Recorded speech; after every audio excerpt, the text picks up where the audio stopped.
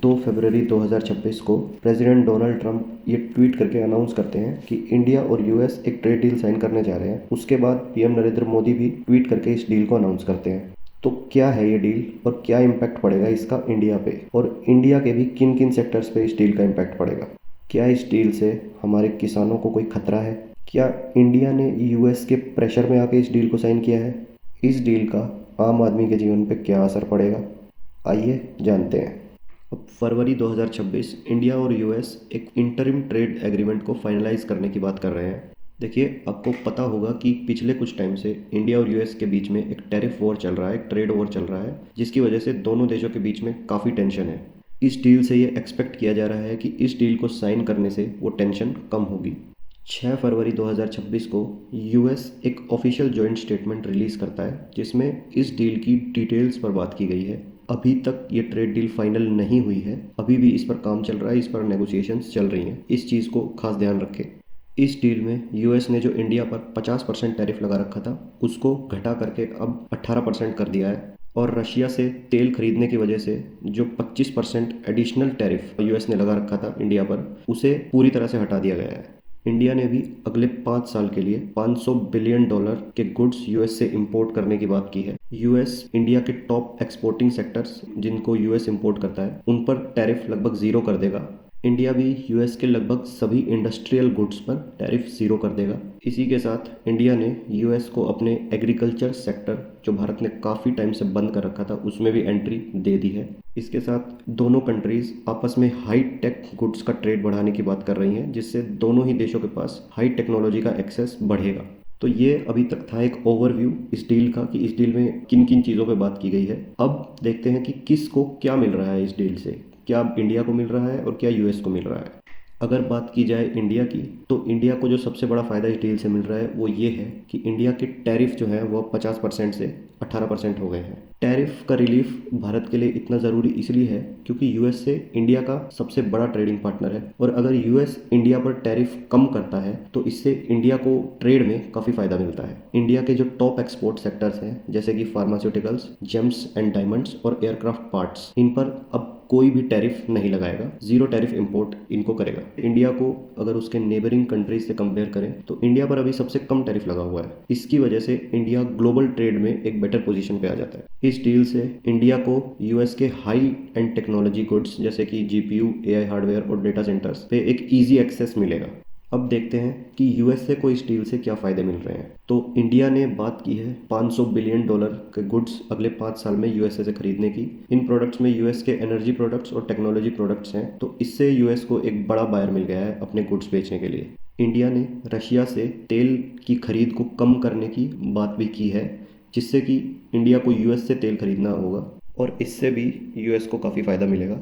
इस डील से यूएस को इंडिया के एग्रीकल्चर मार्केट में भी एंट्री मिल गई है। ये कुछ ऐसा है जिसके लिए यूएस काफ़ी टाइम से ट्राई कर रहा था, और इंडिया यूएस के इंडस्ट्रियल गुड्स पर कोई भी टैरिफ चार्ज नहीं करेगा। तो अब बात कर लेते हैं कि इस डील का क्या असर पड़ेगा हमारे इंडियन एग्रीकल्चर सेक्टर पे। ये बहुत ही इंपॉर्टेंट है। तो जैसा कि आप जानते हैं कि इस डील से यूएस को इंडिया के एग्रीकल्चर सेक्टर में एंट्री मिल गई है, लेकिन इंडिया ने अभी तक अपनी स्टेपल क्रॉप्स को प्रोटेक्टेड रखा है। यानी कि स्टेपल क्रॉप्स अभी जो इंडिया में है उनको यूएस एक्सपोर्ट नहीं कर सकता। स्टेपल क्रॉप्स वो क्रॉप्स होती हैं जिन्हें बहुत ही भारी मात्रा में कंज्यूम किया जाता है किसी भी देश में, और इंडिया की स्टेपल क्रॉप्स हैं गेहूं, चावल और बाजरा। साथ ही में इंडिया ने अभी तक डेयरी प्रोडक्ट्स को भी प्रोटेक्टेड रखा है। अभी तक जेनेटिकली मॉडिफाइड सीड्स पर जो बैन लगा हुआ है उसको भी इस डील में हटाया नहीं गया है, वो भी अभी तक बैंड ही है। केवल उन्हीं एग्रीकल्चर प्रोडक्ट्स को एंट्री दी गई है जो इंडियन फार्मर्स के साथ डायरेक्टली compete नहीं करते। इस डील में इंडियन एग्रीकल्चर गुड्स जैसे कि आपके फ्रूट्स,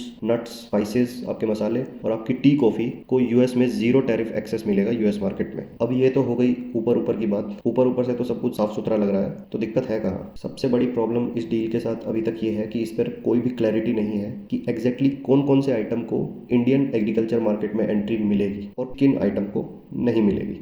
अभी तक सोयाबीन और कॉटन के इंपोर्ट की बात सामने आई है। ये आइटम इंपोर्ट किए जाएंगे, और ये दोनों ही आइटम सोयाबीन और कॉटन इंडिया में लार्ज क्वांटिटीज़ में प्रोड्यूस किए जाते हैं। इनकी खेती बड़ी मात्रा में होती है, तो इसके कारण जो भारतीय किसान है, जो देश के किसान है, उनके लिए मार्केट में कंपटीशन बढ़ेगा। तो अब सवाल ये आता है कि इंडिया ने ये डील साइन करी ही क्यों? तो इंडिया के ऊपर जो सबसे बड़ा प्रेशर था इस डील को साइन करने का वो था 50% टैरिफ। जैसा कि हमने बताया, यूएस इंडिया का सबसे बड़ा ट्रेड पार्टनर है और इंडिया के लिए ये बहुत ज़रूरी है कि यूएस के साथ अच्छे रिलेशंस मेंटेन किए जाए। इस डील से पहले इंडिया के जितने भी नेबरिंग कंट्रीज थे जैसे चाइना, पाकिस्तान, बांग्लादेश, इन सब पे इंडिया से कम टैरिफ था और अब इस डील के बाद इंडिया पे सबसे कम टैरिफ है। इससे इंडिया को ग्लोबल ट्रेड मार्केट में अच्छी पकड़ मिलती है। अब एक और देखने वाली बात यह है कि क्या सारा प्रेशर इंडिया पे था, क्या हम में भी कुछ कैपेबिलिटी थी कि हम यूएस को प्रेशराइज कर सके, क्या हम भी यूएस पे प्रेशर बना पाए कुछ इस डील को साइन करने के लिए, या एटलीस्ट इस डील में कुछ ऐसा डालने के लिए जो हमें फेवर करे।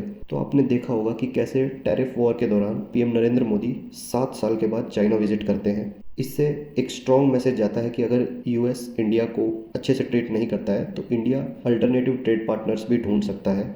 इसके अलावा जो सबसे बड़ा प्रेशर पॉइंट यूएस पे था वो था इंडिया और यूरोपियन यूनियन ने जो mother of all deal sign की थी, उसकी वजह से भी यूएसए पर काफ़ी प्रेशर पड़ा था। ऐसा इसलिए है क्योंकि यूरोपियन यूनियन, इंडिया, चाइना, ये सब यूएस के बड़े ट्रेड पार्टनर्स हैं और अगर ये सारे आपस में ही डील करने लग जाएंगे तो इससे ग्लोबल मार्केट पर यूएसए का इन्फ्लुएंस कम होगा। अब आते हैं कि इस डील को साइन करने से क्या इंडिया के लिए सिचुएशन पहले से बढ़िया हुई है या बेकार हुई है। इसको समझने के लिए हमें इंडियन ट्रेड हिस्ट्री के 3 फेजेस को समझना होगा। ये 3 फेज हैं। टैरिफ वॉर के पहले का फेज, टैरिफ वॉर के दौरान जो टैरिफ वॉर का फेज था वो, और उसके बाद का फेज यानी कि इस डील के साइन हो जाने के बाद का फेज। अगर टैरिफ वॉर से पहले की बात की जाए तो यूएस ने इंडिया पर 2 से 5% टैरिफ लगा रखा था, जबकि इंडिया ने यूएस पर 11 से 15% का टैरिफ लगा रखा था। टोटल बायलैटरल ट्रेड दोनों कंट्रीज के बीच में 131 बिलियन तक पहुंच गया था, जहां पर इंडिया ने 30 से 35 बिलियन का ट्रेड सरप्लस बना के रखा था, यानी कि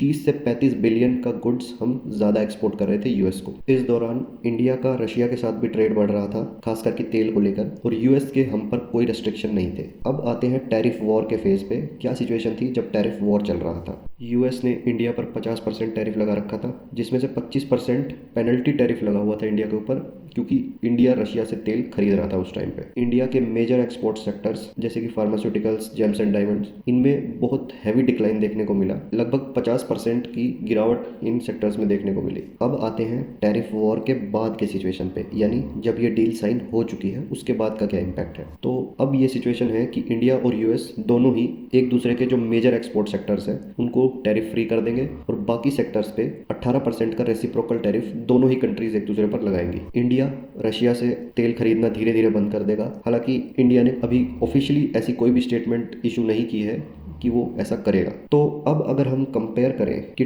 टैरिफ वॉर के पहले की क्या सिचुएशन थी और इस डील के बाद की क्या सिचुएशन है, तो आप देख पाओगे कि कोई खास गेन तो हमें इस डील से हुआ नहीं है। कह सकते हैं कि थोड़ा बहुत नुकसान ही हुआ है।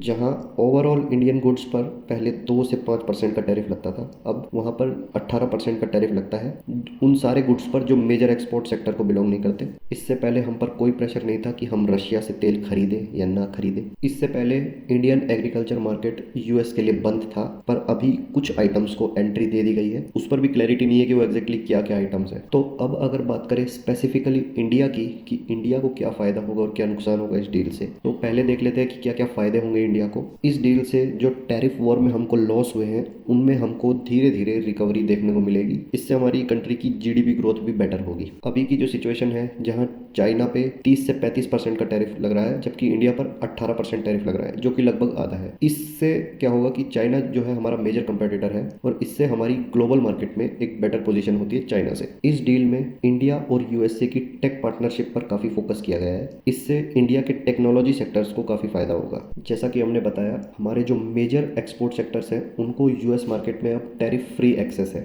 उनमें आते हैं pharmaceuticals, James and diamonds and aircraft parts. तो इन सेक्टर्स को काफी मुनाफा मिलेगा इस डील से और इन सेक्टर्स में काफी नई जॉब्स भी बनेंगी। अब बात कर लेते हैं क्या नुकसान हुए हैं हमें इस डील से और क्या नुकसान पॉसिबली हो सकते हैं फ्यूचर में। जैसा कि हमने बताया, इस डील में इंडिया रशिया से तेल की खरीद को कम करने की बात कर रहा है। अगर ऐसा होता है तो इंडिया को अपनी ऑयल डिपेंडेंसी वेनेजुला पर शिफ्ट करनी पड़ेगी और ये इंडिया के लिए काफी नुकसानदायी साबित होगा, क्योंकि रशियन ऑयल अभी ग्लोबल मार्केट से पर बैरल 6 से 10 डॉलर के डिस्काउंट पर मिल रहा है, जो कि यूएस से खरीदने पर हमें वो डिस्काउंट नहीं मिलेगा। वेनेजुला रशिया से लगभग दुगने डिस्टेंस पर पड़ता है इंडिया से। इससे वेनेजुला ऑयल को इंपोर्ट करने की शिपिंग कॉस्ट भी बढ़ेगी। इससे बहुत हाई चांस है कि तेल के दाम भी बढ़े और ऐसा करने से इंडिया के रशिया के साथ रिलेशंस पे भी एक नेगेटिव इम्पैक्ट पड़ सकता है। बता दें कि रशिया इंडिया का लार्जेस्ट डिफेंस सप्लायर है, डिफेंस पार्टनर है और ब्रह्मोस जैसी मिसाइल रशिया के साथ ही पार्टनरशिप में बनाई गई है। दूसरा, इस डील में इंडिया यूएस से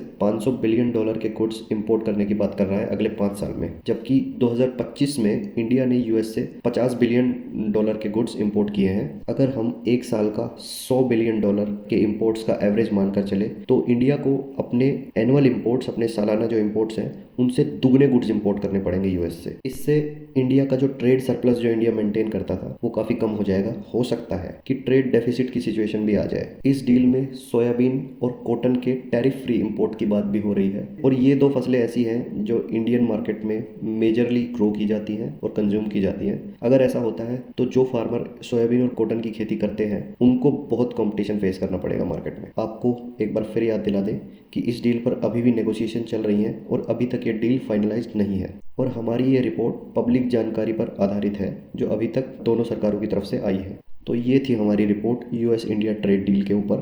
थैंक्स फॉर वॉचिंग।